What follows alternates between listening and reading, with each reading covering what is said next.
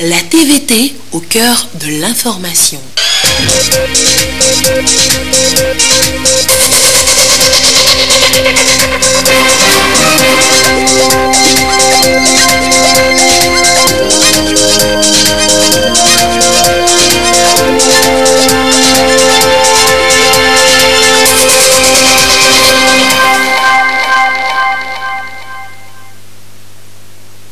Bonsoir à tous, il est 20h. Dans l'actualité ce soir, le gouvernement et le secteur privé, tous ensemble pour réaliser le PND. Qu'est-ce que le gouvernement a dit au secteur privé que promettent en retour les opérateurs économiques? Les conclusions des travaux à suivre tout au début de ce journal. Le président de la CENI en visite à Togo 2000. Le site abrite les OPS pour les prochaines locales en formation depuis quelques jours. Comment se déroule la séance? Quelles sont les attentes? Nous le saurons dans cette édition. Et puis, c'est toujours un régal sur place. Bafilo en fête avec la danse Simpa, apothéose de l'édition 2019 ce week-end. Voilà, madame, messieurs, le sommaire. Bienvenue. Voici le 20h. C'était la semaine dernière, vendredi précisément. Le gouvernement faisait face au secteur privé sur le PND. Et qu'est-ce que le gouvernement offre au secteur privé qui doit contribuer, vous le savez, à la réalisation du PND à hauteur de 65% que promettent en retour les opérateurs économiques, les attentes des deux parties? Eh bien, voyons cela dans le résumé des travaux que nous propose Augustin Kossi. Le gouvernement et le secteur privé togolais mutualisent les efforts pour une mise en œuvre efficace du PND, Plan national de développement 2018-2022. Et tous les acteurs réunis au sein du comité de concertation publique et privée sont là, avec à leur tête le Premier ministre Commissaire Lom Klassou, président du comité. En ligne de mire, les différentes facilités créées pour améliorer le climat des affaires au Togo et accompagner le secteur privé dans le développement socio-économique du pays. Le Premier ministre a décliné les objectifs du cadre du partenariat public et privé qui représente pour le gouvernement un organe d'orientation stratégique et de prise de décision. Ici, le secteur privé a été informé des solutions définies à ces diverses préoccupations afin de favoriser la mise en œuvre effective du PND. L'ensemble de nos préoccupations qui ont été envoyées au gouvernement à travers ce cadre de concertation publique-privée a été prise en compte au moins dans les 75%. Ça veut dire que le gouvernement travaille pour que, au niveau de ce cadre de concertation publique-privée, qu'on puisse vraiment échanger et faire en sorte que nos préoccupations puissent être prises en compte. Le forum Togo-Union européenne a été une initiative du chef de l'État en direction du secteur privé togolais. Et nous avons maintenant le PND qui est la plateforme offerte au secteur privé togolais pour qu'on s'en approprie. À travers ces trois axes, nous permet de trouver solution pour rehausser notre dynamisme. Mettre en place un hub logistique d'excellence et un centre d'affaires de premier ordre dans la sous-région, développer des pôles de transformation agricole, manufacturier et d'industrie extractive et renforcer les mécanismes d'inclusion économique et sociale. Ces trois axes stratégiques du PND fortement intégrés constituent la base d'un système productif diversifié. Il nécessite 4 622,2 milliards de francs CFA, dont 65% des financements sont attendus du secteur privé. Mobiliser donc le secteur privé paraît alors nécessaire pour catalyser de ressources financières susceptibles de financer la mise en œuvre du plan national de développement. Il est indéniable que le secteur privé est et demeure le vecteur de la croissance économique, créateur de richesses et d'emplois décents et donc générateur du bien-être. Cependant, quoique vital, ce secteur ne peut pas travailler en vase clos. En effet, l'État étant le principal responsable du cadre législatif et réglementaire, il lui revient de prendre des mesures incitatives de façon à donner au secteur privé la capacité d'agir. C'est justement le cas des réformes courageuses engagées par le gouvernement depuis quelques années sous la houlette du président de la République. Il s'agit de l'amélioration du climat des affaires dans le but de rendre attractif et compétitif le Togo et favoriser les investissements directs étrangers. Il est vrai que les perturbations sociopolitiques connues en 2017 ont eu un impact négatif sur les activités économiques au point que le taux de croissance s'était établi à seulement 4,4% au cours de 2017. Aujourd'hui, grâce à la détermination du président de la République, l'économie a retrouvé la dynamique ascendante et le taux de croissance projeté pour l'année 2019 est de 5,1%. Avec l'adoption du code foncier et domanial et l'effectivité de certains de ces textes d'application et mesures de facilitation, en l'occurrence le décret numéro 2019-033/PR du 20 mars 2019 portant création et organisation du guichet foncier unique d'une part, la numérisation de tous les titres fonciers, la création d'une base de données avec pour objectif la mise en ligne prochaine des opérations foncières et surtout la mise en place d'un mécanisme spécifique, indépendant, chargé de traiter les plaintes concernant la conservation foncière et le cadastre. Aujourd'hui, c'est une garantie réelle qui est particulièrement donnée aux banques afin qu'elles financent en toute sécurité et fiabilité le secteur privé togolais. Le Premier ministre commissaire Lamklassou va plus loin en appelant à un changement de paradigme tout en rompant avec la culture des réussites silencieuses. Il invite donc le secteur privé togolais à tirer profit du tout premier forum économique Togo-Union européenne qui aura lieu les 13 et 14 juin prochains à Lomé. À ce rendez-vous d'affaires, 100 projets issus du secteur privé togolais seront soumis aux investisseurs européens et à la diaspora togolaise pour financement.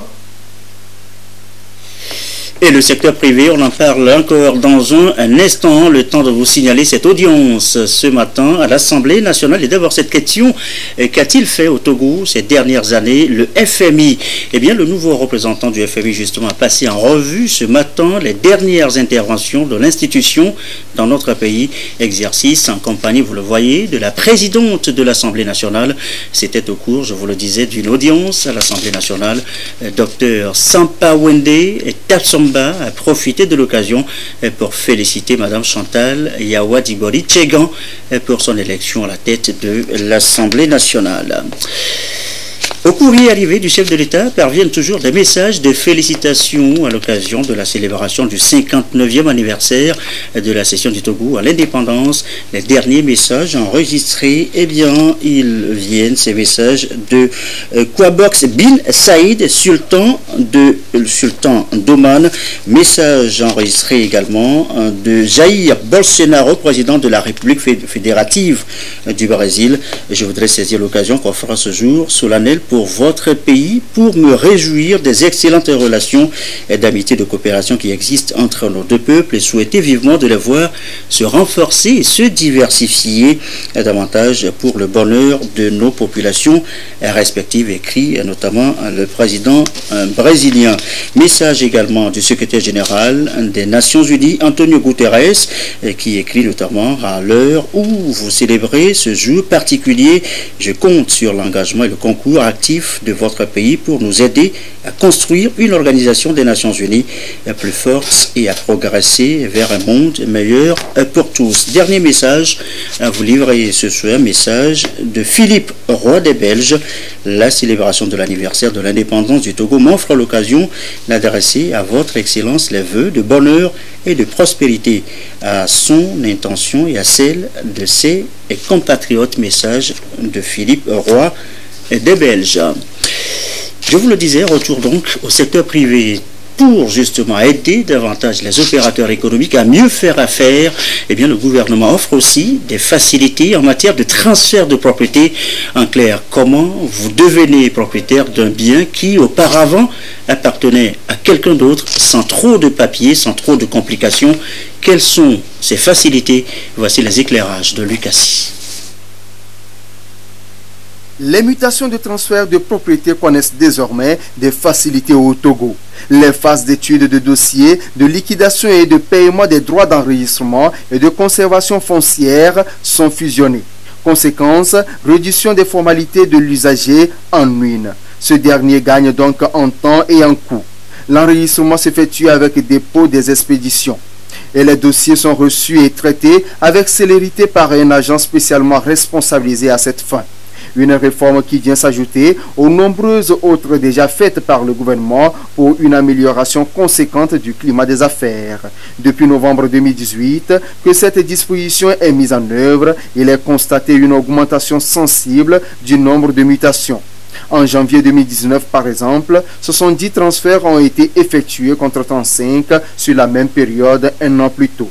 Preuve de l'efficacité et de la pertinence de cette réforme. L'allègement fiscal effectué par le gouvernement est l'autre aspect important des réformes en matière de transfert de propriété. Toutes les opérations de mutation sont facturées à 35 000 francs CFA contre 4% de la valeur vénale auparavant.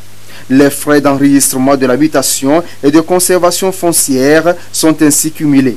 Les normes de service du cadastre sont désormais publiées sur une plateforme numérique et sont accessibles aux usagers en ligne. Ceci en vue de renforcer la transparence de ces services. En plus, la gestion des plaintes est réorganisée. Un formulaire de plainte est disponible sur le site de la direction du cadastre et de la conservation foncière et de l'enregistrement, en ce sens depuis décembre 2018. Et un bureau spécial en charge de l'audit interne et de la corruption est chargé de traiter les plaintes et d'en assurer le suivi. L'Office togolais des recettes OTR a mis en place une base de données électronique sur le foncier et qui permet de consulter l'historique des titres de propriété. Elle permet ainsi de délivrer des copies de titres de façon instantanée et de procéder à tout type de recherche. Il est aussi plus facile pour la direction du cadastre de publier mensuellement les statistiques des titres fonciers mutés. Ces opérations sont effectuées dans un délai de 8 jours en moyenne contre 10 par le passé. Le nombre total de mutations s'élevait à 272 contre 130 enregistrés en 2017. Les honoraires des notaires pour les mutations gré à gré ont connu aussi une baisse considérable. Il en est de même des frais de délivrance des copies des titres fonciers en 24 heures en moyenne à un coût de 2 000 francs CFA contre les états descriptifs qui étaient de 10 000 francs CFA délivrés en 48 heures en moyenne. Voilà les explications de Luc Assis. Et puis vous êtes dans le bâtiment, ce rendez-vous pour vous. À noter déjà, en octobre prochain aura lieu la 2e édition du Salon africain. Un rendez-vous des professionnels du BTP d'Afrique et d'ailleurs. Pourquoi faire? Eh bien voici les explications de Carmen Majiakapou. Du 22 au 27 octobre prochain, Lomé va abriter la 2e édition du Salon africain du bâtiment à Fribat, Togo.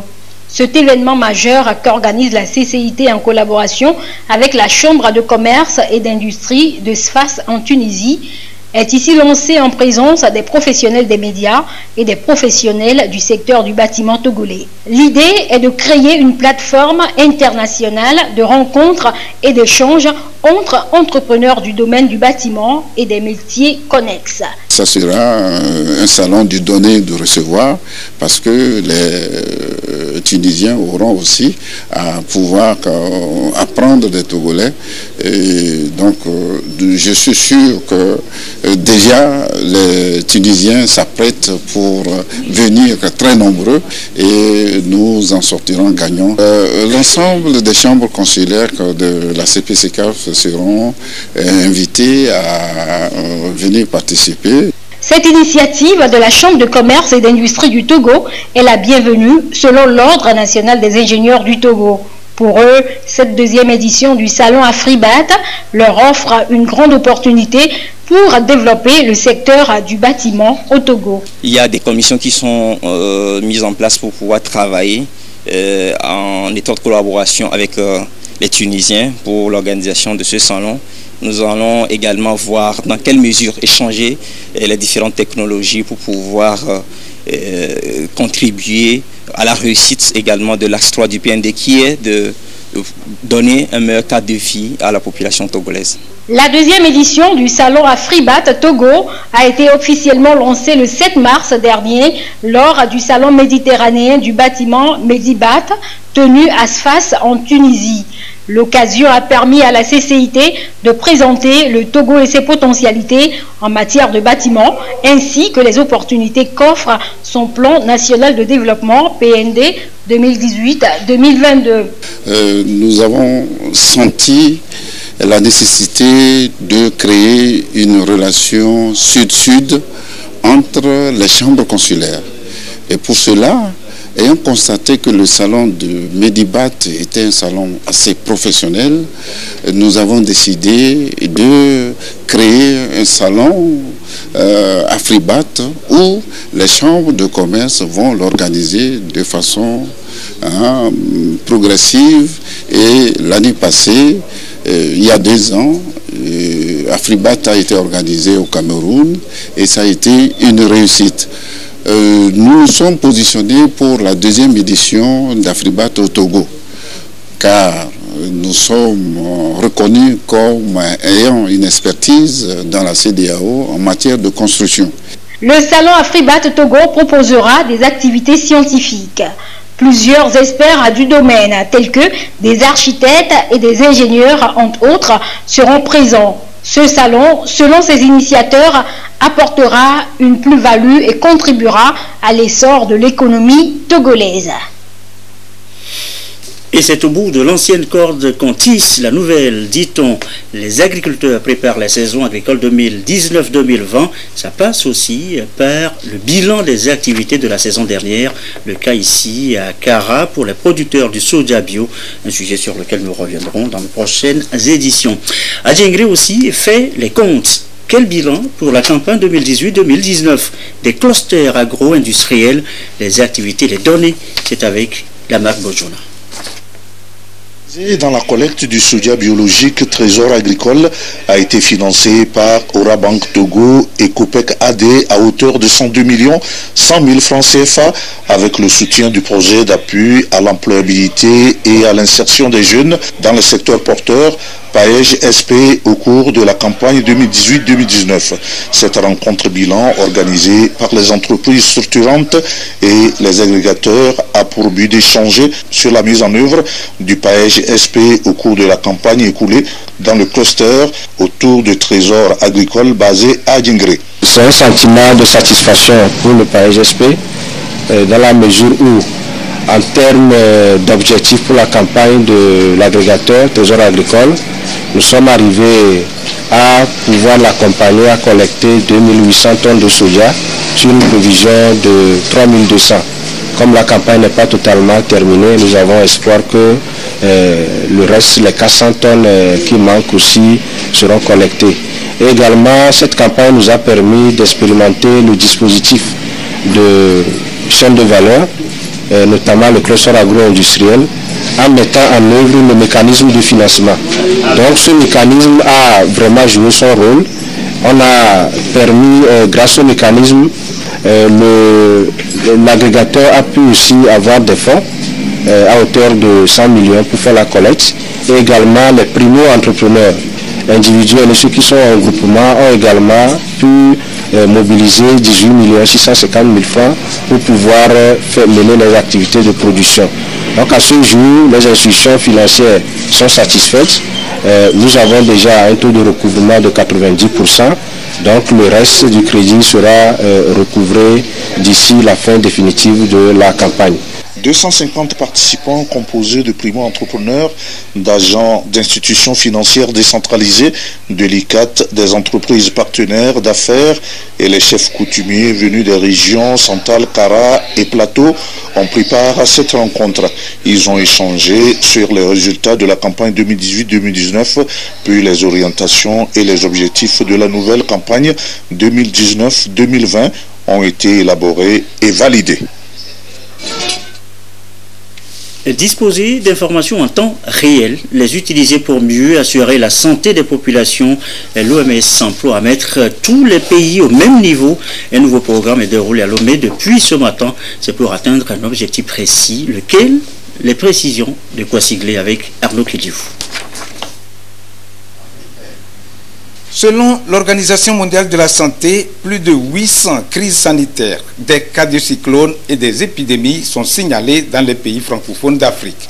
Et c'est grâce au système d'information géographique institué par l'OMS que des réponses conjointes et urgentes ont été apportées pour gérer ces crises épidémiologiques. Cet atelier s'inscrit dans le cadre des efforts de l'Organisation mondiale de la santé, notamment le bureau régional de l'OMS, d'apporter un appui technique dans les pays, notamment ceux de la région d'Afrique francophone, dans le cadre du renforcement de leur capacité en matière de gestion d'informations sanitaires.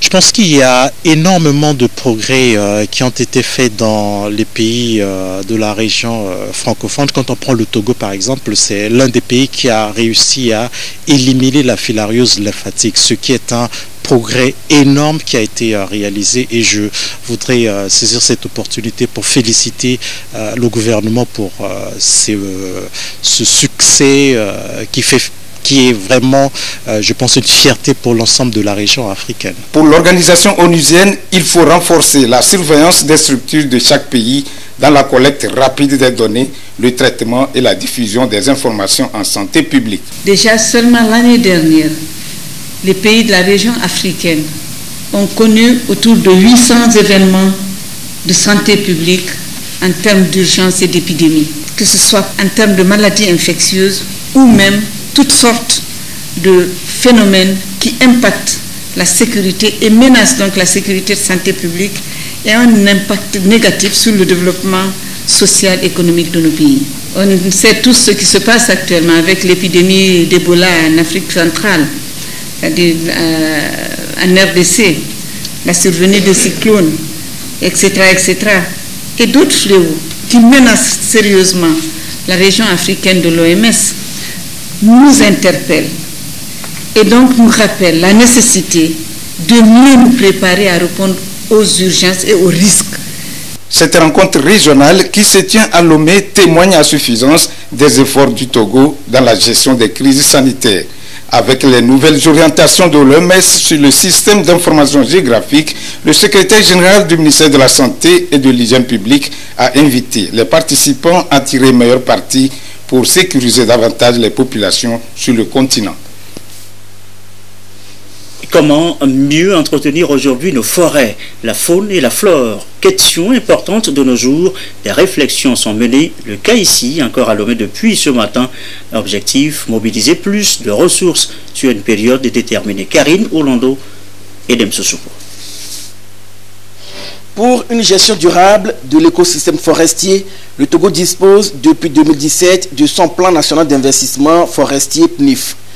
Le document qui couvre la période 2018-2022 s'inscrit dans la mise en œuvre du plan de convergence forestier de l'Afrique de l'Ouest. Le plan national nécessite une mobilisation financière de 55 milliards 550 millions de francs CFA et les partenaires techniques et financiers sont ici sollicités pour sa réalisation. Une concertation pour explorer des opportunités de financement du PNIF. De façon concrète, c'est des projets que nous allons développer et avec les partenaires. Nous avons déjà commencé par développer un certain nombre de projets. Aujourd'hui, nous avons l'Union européenne qui est en train de nous appuyer, n'est-ce pas, dans le PLCC. Et il y a d'autres initiatives encore qui sont en cours. Le dernier inventaire forestier national a montré que nous avons un taux de couverture de 24,24%. Mais nous voudrions aller vers les 30%. Et ceci voudrait dire que nous allons pouvoir contenir les coupes illicites, contenir la déforestation, contenir les feux de brousse et contenir l'agriculture sur brûlis. Pensons qu'en droite ligne de la mise en œuvre, il faut qu'on arrive à créer des conditions de plaidoyer et de lobbying et de mobilisation des ressources adéquates pour l'accomplissement des objectifs de la gestion durable des forêts dans notre sous-région de l'Afrique de l'Ouest et pour la mobilisation donc et la mise en œuvre des plans nationaux d'investissement forestier soit une réalité.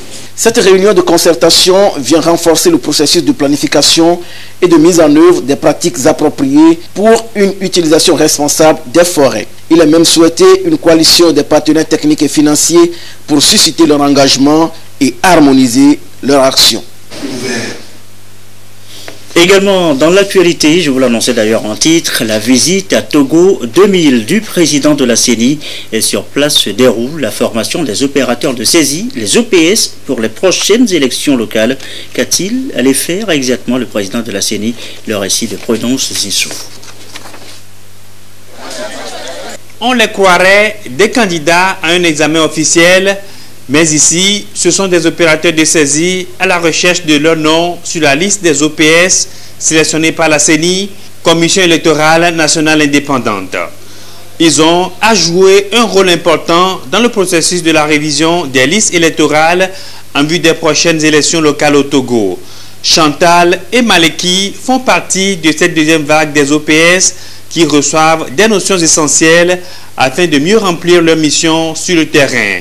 Elles sont fières de participer à ce processus comme citoyennes togolaises et mesurent déjà l'ampleur de la tâche. On nous a déjà montré comment faire la disposition pour pouvoir commencer à faire les cartes aux requérants sur le terrain. On nous a aussi montré comment démarrer le groupe électrogène lorsqu'il y aura une coupure de courant. Ce sera d'acheminer les kits, recevoir les pétitionnaires, remplir leurs fiches, leur établir la carte et gérer les contentieux. 6 000 opérateurs de saisie seront déployés dans 30 circonscriptions électorales à travers le pays. Cette étape du processus est délicate. Les OPS vont devoir gérer les nouvelles inscriptions, les transferts, les duplicata de cartes et même les modifications, d'où un encadrement strict. Ici, on les apprend à utiliser le kit lorsqu'ils sont déployés sur le terrain. Comment utiliser le kit, la malle qu'on leur remet pour pouvoir enrôler de nouvelles personnes. Du coup, ils doivent connaître toutes les opérations qui doivent se faire. Lorsqu'un requérant, un candidat électeur se présente à eux, si c'est un duplicata, ils doivent savoir où passer pour faire le duplicata à la personne. Si c'est une modification, c'est pareil. Maillon essentiel dans le processus de révision des listes électorales, ces OPS reçoivent ici l'équipe de la Commission électorale nationale indépendante CENI. Le message du président de l'institution, Tambago Ayassor, est clair. Assiduité, concentration et responsabilité. Plusieurs cas vont être gérés lors de la révision. Ces opérateurs de saisie ont la tâche de recevoir tous ceux qui ont besoin de se faire identifier pour pouvoir aller au vote le jour du scrutin. Il y a certaines personnes qui n'avaient pas pu s'enregistrer l'année dernière pour un certain nombre de raisons. Il y a d'autres qui sont arrivés à majorité depuis la dernière révision qui a eu lieu. Il y a aussi d'autres de diverses manières qui n'ont pas pu effectivement avoir leur carte d'électeur lors du dernier scrutin. Tous ceux-là sont appelés à travers le processus en cours de se mobiliser pour pouvoir se recenser le jour venu. La révision des listes électorales et la tenue des élections locales, c'est pour bientôt. La CENI se prépare activement pour la réussite du processus. Elle donne des précisions sur les différentes étapes du processus. Nous avons soumis au gouvernement un certain nombre de propositions de dates pour la tenue à la fois de la révision et du scrutin.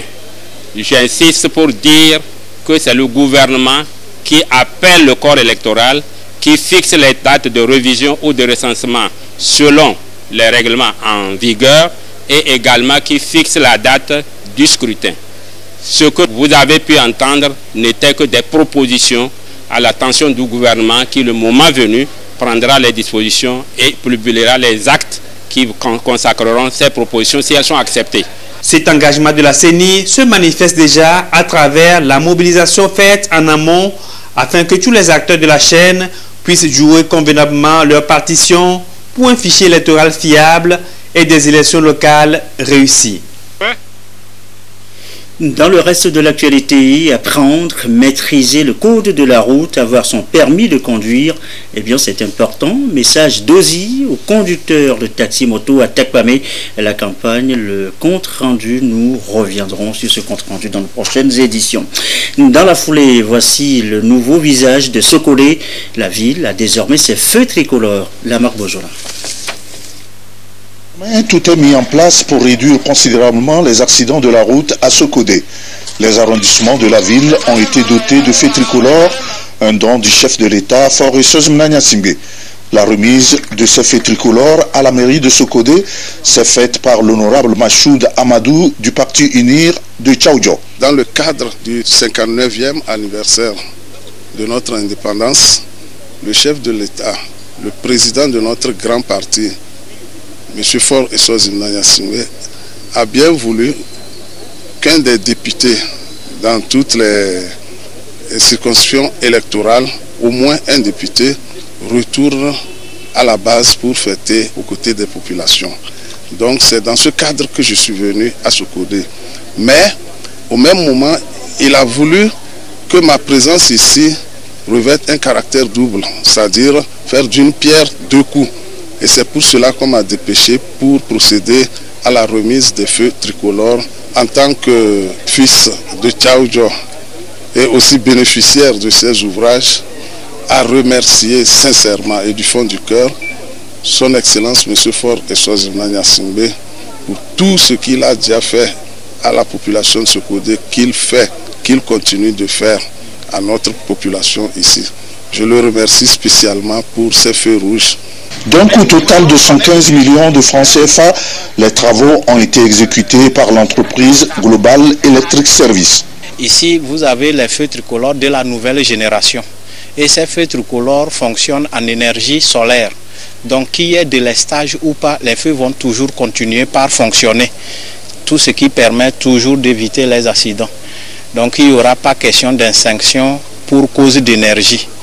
Nous avons le soleil abondamment et on le transforme pour alimenter nos feux tricolores. Il y a 5 carrefours au total alimentés en énergie solaire. Et nous avons les panneaux solaires qui ont une durée de vie de 25 ans. Et les lanternes ont une durée de vie de 5 ans. Ça peut durer plus que 5 ans. Le bénéficiaire, la mairie de Sokodé, a remercié le président de la République pour ce don qui vient réduire l'incivisme de la jeunesse dans la conduite des engins. Peu après cette remise des feux tricolores, l'honorable Machoud a rencontré les militants du parti UNIR de sa zone pour une réjouissance populaire. La rencontre a permis au député Machoud Amadou de transmettre les salutations du président du parti aux militants pour leur dévouement lors du scrutin législatif de décembre 2018. Allez, on boucle cette édition par Bafilo, mais nous n'aurons pas les images. L'attraction sur place, eh bien, c'est la danse Simpa, je vous l'annonce en titre. Le concours de l'édition 2019 a livré son verdict. Nous y reviendrons dans les prochaines éditions. Ce communiqué, avant de boucler cette édition, communiqué du ministre de la Défense et des anciens combattants. Les candidats au concours direct d'entrée à l'école de formation des officiers des forces armées togolaises et FOFAT session 2019, dont vous pourriez consulter les noms dans le quotidien national de Togo Presse, sont priés de se présenter à l'état-major général à Agouenivé le jeudi 9 mai 2019 à 6 h en tenue de sport pour subir les épreuves sportives d'admissibilité, se munir également d'une carte d'identité nationale ou d'un passeport en cours de validité. Tous ceux qui ne se présenteront pas à la date indiquée seront considérés comme démissionnaires. Vous pourriez donc consulter les noms dans le quotidien national Togo Presse. Et ceci referme ce journal. Merci à vous qui nous suivez ce soir à Bafilo et comme d'habitude, toujours fidèlement. Belle soirée.